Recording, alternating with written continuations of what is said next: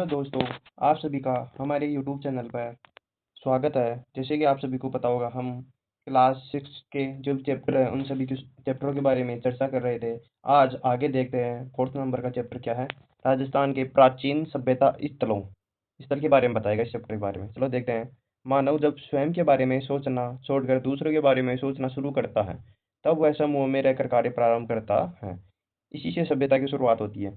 समय के साथ सभ्यताएं विकसित होती है समय के साथ सभ्यता विकसित होती है, किंतु समय परिवर्तन के साथ कुछ सभ्यताएं नष्ट भी हो जाती है, कुछ नए आकार बना लेती है। तथा राजस्थान में भी ऐसी कई सभ्यता संस्कृति एवं स्थल मरुस्थल और अरावली के नदीय सभ्यता स्थल मरुस्थल अरावली में नदियों के किनारे मिट्टी में दबे पड़े हैं।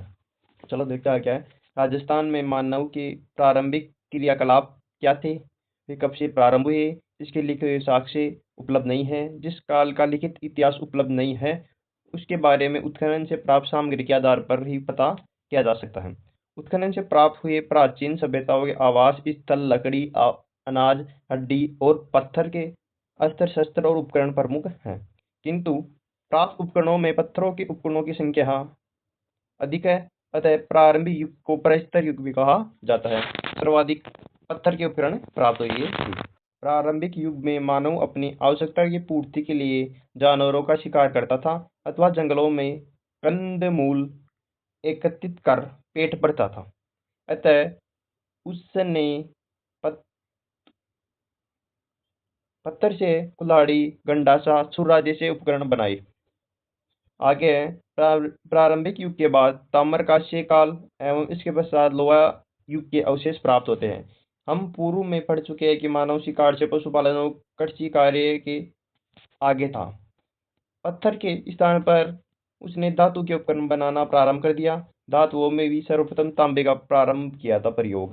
राजस्थान में ताम्रकांस्य सभ्यताओं के अवशेष कालीबंगा, गणेशों और आहड़ क्षेत्रों में से प्राप्त होते हैं। क्वेश्चन ये आता है कि ताम्रकांस्य युगीन सभ्यता है। पहला option Kalibangan, second option Ganeshwar, third option Ahar सभ्यता। तो इसका राइट आंसर होगा तीनों। अब देखते हैं कालीबंगा।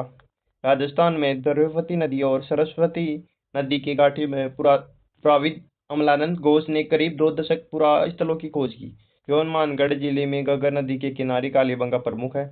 बाद में डॉक्टर बी बिलार बी के थापर के निर्देश में यहाँ खुदाई की गई। खुदाई में यहाँ सिंधु सरस्वती सभ्यता काल का एक नगर मिला है, जिसके मकानों में ईंटों का प्रयोग किया जाता था। मकानों में 4-5 बड़े तथा कुछ छोटे कमरे होते थे। बस्ती के गंदे नाले के निकास के लिए लकड़ी एवं ईंटों की नालियां बनी हुई थी। यहाँ चबूतरे भी मिले हैं, जिस पर अग्निकुंड या वेदिकाएं बनी हुई है। संभवतया ये धार्मिक कार्य हेतु ये प्रमुख होते थे। दूसरे टीले के उत्खनन में एक दुर्ग के अवशेष मिले हैं। क्या है? दुर्ग के अवशेष मिले हैं। कालीबंगा की नगर योजना सिंधु सभ्यता की नगर योजना के समरूप दिखाई देती है। इस क्षेत्र में नगर की प्राचीर के बाहर जोती हुई कृषि भूमि के साक्ष्य भी मिले हैं। खुदाई में हमें गाय के मुख वाले प्याले, तांबे के बेल, कांसे के दर्पण, हाथी दांत का कंगा, मिट्टी के बर्तन, कांच की मणियां, खिलौने आदि प्रमुख हैं।